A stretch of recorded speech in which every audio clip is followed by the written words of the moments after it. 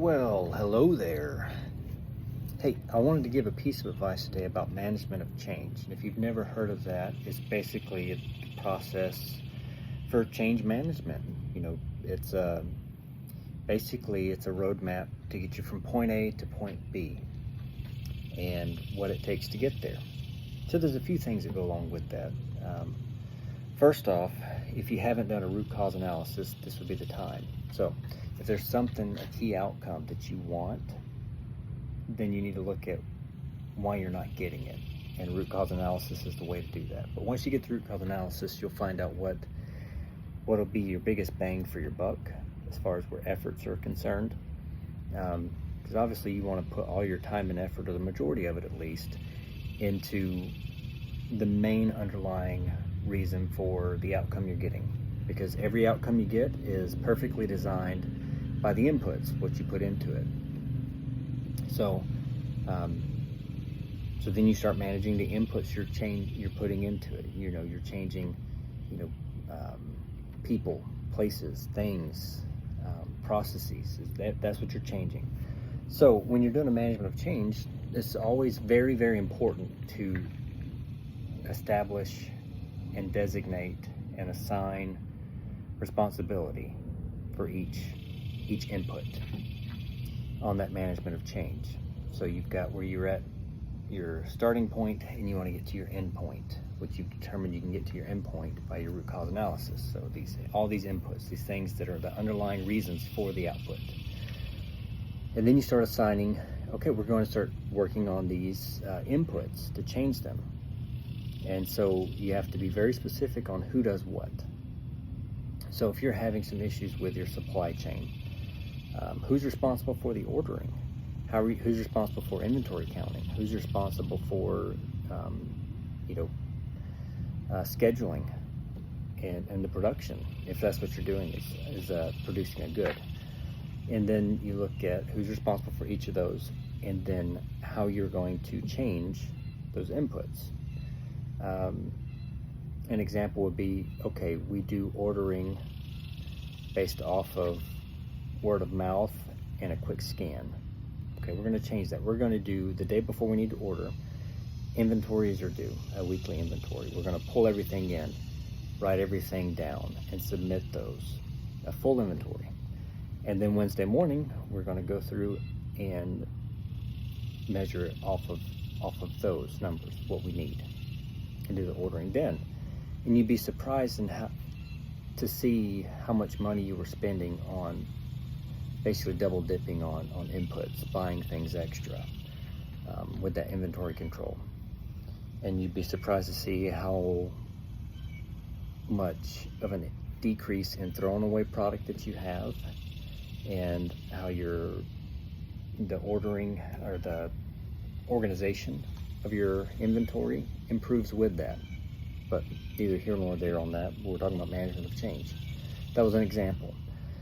So you say specifically, who's going to do the inventory? When is it due by? Who's doing the ordering? How are they going to do the ordering? Who's the responsible party for that? And if the ball's dropped, you know exactly where the ball was dropped and who's responsible for that. And then you have time frame. We're going to measure the change of our output, the end goal, what we want to look at. If it's inventory, usually you want to look at expense, your cost of goods sold.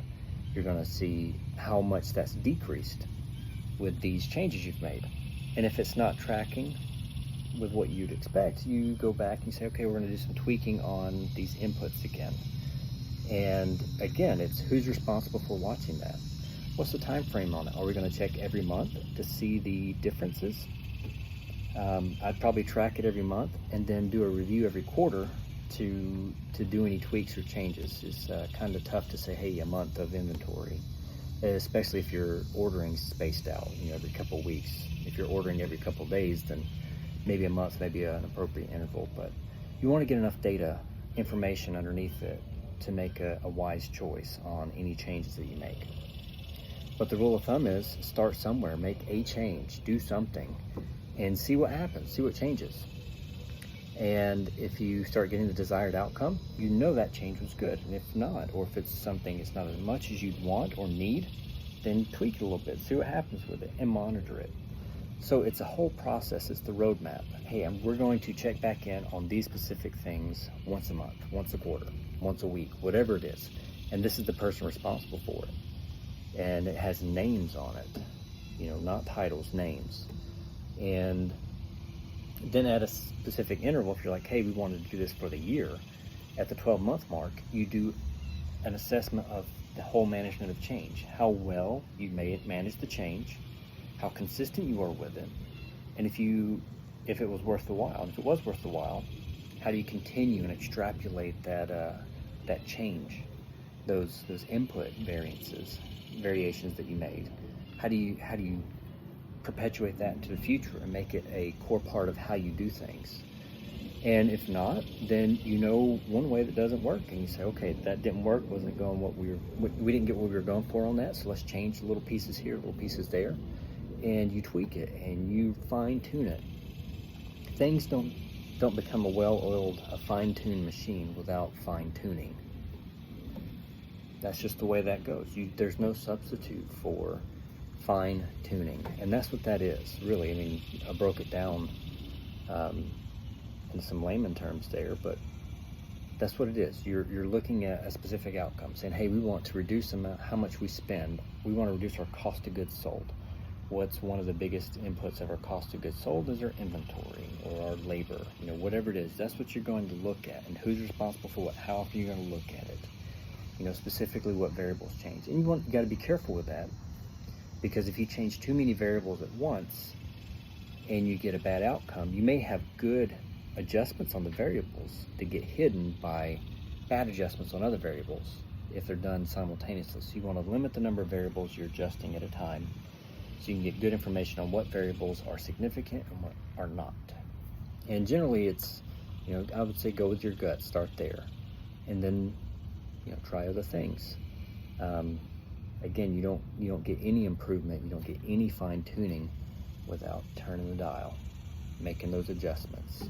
And again, it's little ones, it's tiny ones, and that'll make the message come in that much clearer when you click it in. And if you go a little too far, you'll know you went too far and you got to dial it back. So there's a lot of moving pieces in it, but managing the change is how you go from good to great. How you go from just getting by to thriving. Work on those little things. Manage the changes. And actually manage them. Don't just haphazardly go through them and accidentally stumble upon them, because that doesn't work too well. Make it happen. Till then, stay classy.